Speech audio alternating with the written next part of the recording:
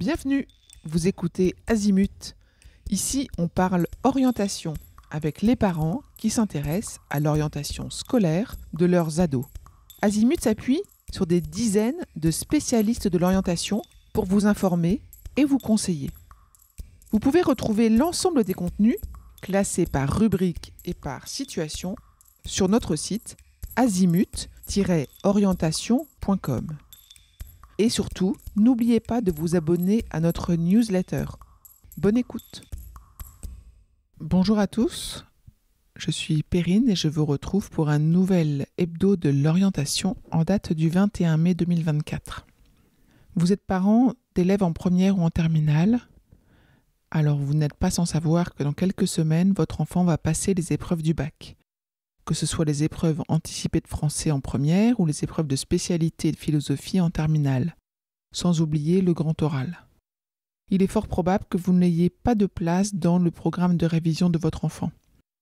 Il ne compte pas sur vous pour l'aider à réciter ou à comprendre, et puis d'ailleurs, pour certaines matières, vous en seriez bien incapable. Mais vous n'êtes pas pour autant complètement exclu de ce sujet important dans le projet d'orientation. Vous avez deux actions que vous pouvez mener. La première, c'est d'insister sur l'importance de ce troisième trimestre pour l'avenir de votre enfant. En effet, la révision du programme lui permet d'ancrer ses connaissances pour les rendre plus exploitables l'année prochaine. Même s'il ne compte pas exploiter directement ses savoirs, ce sera acquis pour faire des liens utiles avec de nouvelles compétences. Et par ailleurs, dans l'éventualité d'une réorientation, et cela arrive à environ 20% des étudiants, l'ensemble des notes et des appréciations du bac figurent sur le dossier. Donc c'est une mention, c'est une progression, c'est un rang dans la classe qui pourront lui être favorables ou défavorables dans cette éventualité. Et puis deuxième manière de l'aider, c'est de l'inciter à prendre soin de sa santé et de son hygiène de vie. Faire du sport, s'aérer, se détendre, respirer, manger de manière équilibrée, raisonner sa consommation d'écran, dormir, éviter les substances néfastes pour sa santé, etc. Vous pouvez éveiller votre enfant au lien entre une bonne hygiène de vie et ses performances lors des épreuves.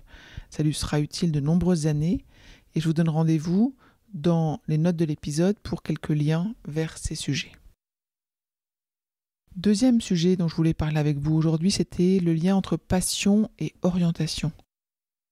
Ma fille avait toujours été passionnée par les chevaux et elle se voyait vétérinaire. Si on avait misé son projet d'orientation uniquement sur cette passion, elle se serait pris le mur et elle aurait été bien malheureuse. Mais parfois, passion et orientation vont de pair. Un enfant qui passe ses journées à dessiner et puis qui finit par aller en école d'art. Un jeune qui se rêve pilote d'avion et qui finit par passer son brevet et orienter ses études dans cette voie. Quoi qu'il en soit, les passions de nos enfants sont des tremplins vers des échanges utiles pour définir son projet d'orientation. Vous allez pouvoir tirer les fils sur un sujet qui l'intéresse, qui est concret. C'est infiniment plus facile que de ramer dans le vide.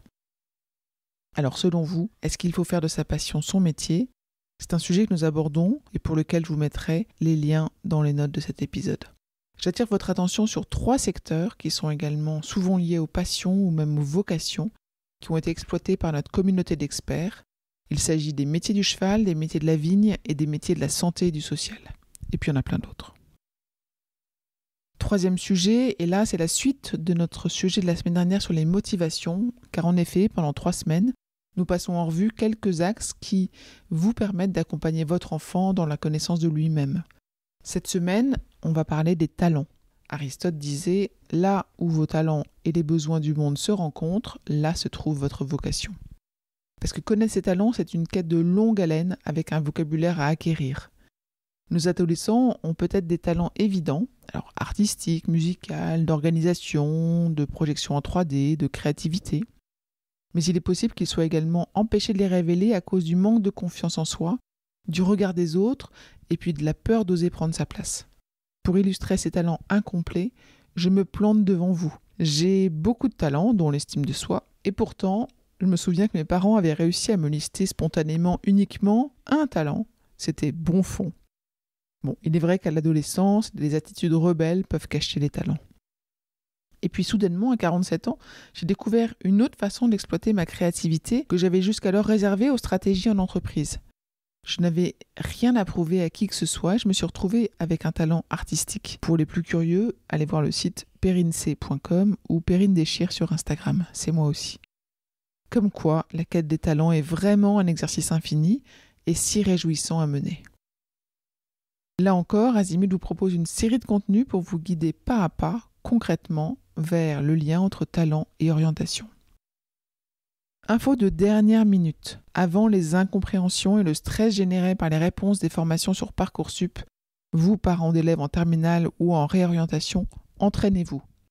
Parcoursup vient de mettre à disposition un site d'entraînement à la phase d'admission qui explique bien les différents cas possibles, comment lire, les listes d'attente, les délais pour répondre, quand est-ce qu'on va devoir classer ses vœux, etc. C'est accessible depuis le site Parcoursup. Ce site d'entraînement permet aux candidats de se mettre en situation, donc c'est bien aussi à vous, mais peut-être aussi et surtout à vos enfants, de répondre aux propositions des formations à partir d'une liste de vœux fictive. Accepter ou refuser une proposition d'admission, conserver des vœux en attente, comprendre le fonctionnement des listes d'attente afin d'estimer les possibilités d'être admis. Le site liste les règles d'or pour tout savoir sur cette phase d'admission et propose aux candidats de tester leurs connaissances grâce à une série de quiz. Alors bonne découverte et je vous donne rendez-vous très bientôt. Au revoir. Je vous retiens quelques instants. Vous écoutez peut-être sur Apple ou sur Spotify ou sur Deezer ou sur une autre application de podcast. Je voulais m'assurer que vous connaissiez l'existence de notre site azimut-orientation.com.